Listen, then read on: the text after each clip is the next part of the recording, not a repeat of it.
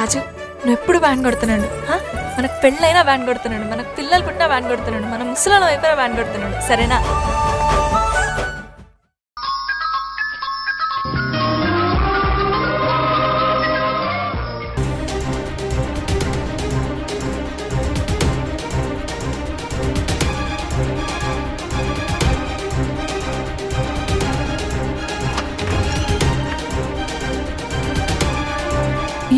యష్, నువ్వెక్కడే ఉన్నావా యష్? పాపని, అత్తయ్యని, మావయ్యని ఎవరో కిడ్నాప్ చేశారు యష్.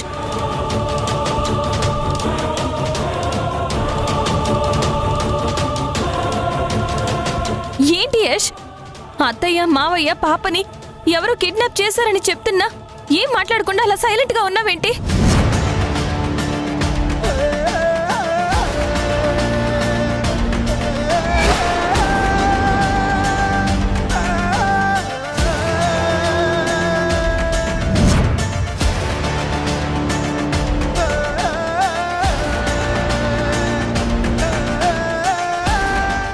నువ్వేంటి ఇక్కడ?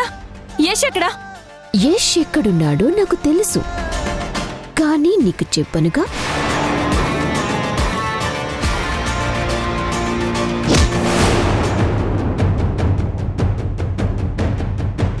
చెప్పు, యష్ని ఏం చేసావు? చెప్పవే, చెప్పు. నా పాప, అత్తయ్య, మావయ్య ఎక్కడా? చెప్పవే, చెప్పకపోతే నీ ప్రాణాలు దక్కవు. చెప్పు.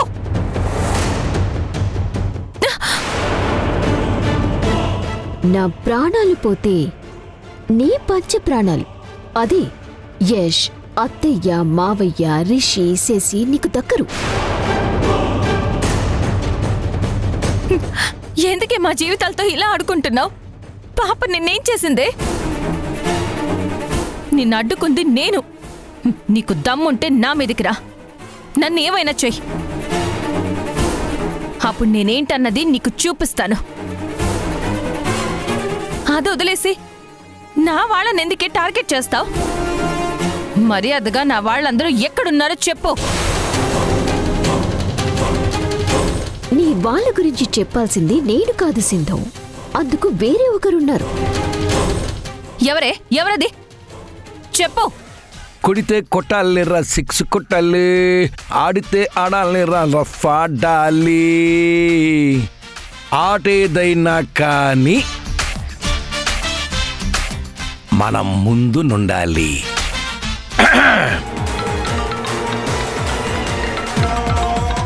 అదిగో వాళ్ళే ఫోన్ చేస్తున్నారు. మాట్లాడు, మాట్లాడు. మాట్లాడాల్సింది నేను కాదు, నువ్వే.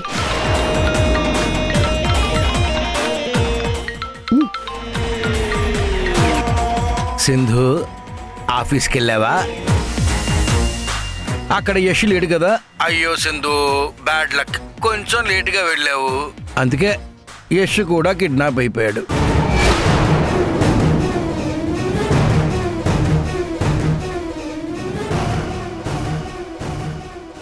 దేనికోసం ఇదంతా చేస్తున్నావు? ఎందుకు నా వాళ్ళందరినీ ఇలా కిడ్నాప్ చేస్తున్నావు? అసలు ఎవర్రా నువ్వు? సింధు, సింధు, ఇంకా నువ్వు నన్ను గుర్తట్లేదా? నీ వాయిస్ ఇంతకు ముందు విన్నట్టుగా ఉంది. అంటే నా వాయిస్ విన్నట్టుగా అనిపించింది తప్ప నన్నెప్పుడూ ఎక్కడా చూసినట్టు అనిపించలేదా? అసలు నీకేం కావాలరా? ఇంత మైక్రాలు వింటమ్మా సింధు, అదంతా ఫోన్లో మాట్లాడే విషయం కాదు. నువ్వు డైరెక్ట్గా నన్ను కలవాల్సిందే. అప్పుడు గాని నా గురించి, మీ వాళ్ళని ఎందుకు కిడ్నాప్ చేశానన్న విషయం గాని నీకు క్లారిటీ రాదు. నీకు నీ వాళ్ళు కావాలంటే సైలెంట్గా మధుతో కలిసి నా దగ్గరకు వచ్చేయి.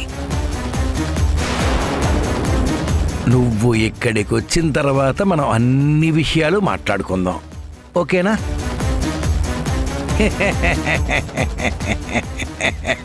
మధు, సింధుని తీసుకుని మన ప్లేస్కి వచ్చాయమ్మా. అలాగే. సిక్స్ కొట్టాలి, ఆడితే ఆడాలి, రఫ్ ఆడాలి.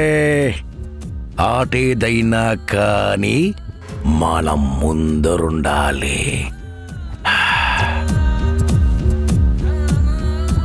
సింధు, వెళ్దామా?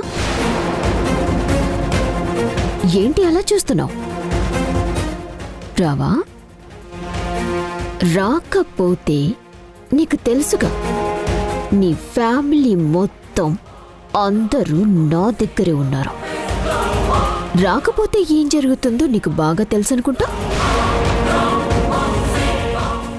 పద.